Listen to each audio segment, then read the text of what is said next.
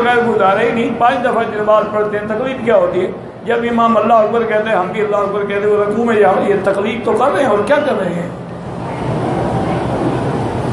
وہ مولانا ثناء اللہ صاحب تھے, اہل حدیث عالم تھے, بہت بڑے عالم تھے, اللہ ان کی قبروں پہ کروڑ رحمتیں فرمائے.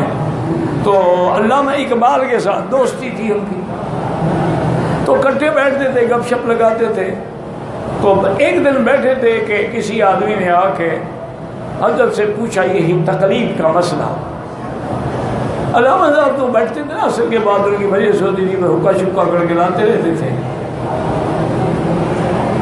تو اس نے تقلید کا مسئلہ پوچھا تو مولانا ثناء اللہ بڑے عالم تھے, انہوں نے ماشاءاللہ تقلید کے خلاف بڑا زور لگایا, دلائل دیے, کوئی 1 گھنٹے تک دیتے رہے. اور جب ختم کیا تو کہا اقبال میں یہ اس جاہل کے لیے نہیں مسئلہ پر بیان کر رہا تھا, تیرے لیے کر رہا تھا کہ تمہیں بھی تو تقلید کی بیماری پڑی ہوئی ہے نا. اس جاہل نے کیا سمجھنا ہے؟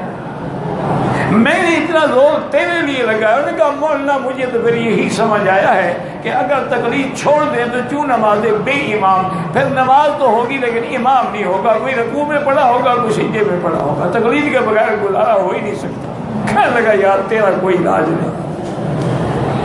اس لیے ہمیشہ یاد رکھے وہ جو تقلید منع ہے وہ یہ ہے کہ قرآن موجود ہے, اللہ کا قرآن ہے, نبی کی سنت ہے, اس کے مقابلے پہ تقلید کر کے ان کے خلاف کام کرو. جیسے مشرک کہتے تھے انا وجدنا آباءنا, ہم باپ دادے کے مقلد ہیں, وہ کرتے تھے ہم بھی کرتے. وہ شرک ہے تقلید. یہ تھوڑا ہے کہ ائمہ کی تقلید جو ہے وہ شرک ہے.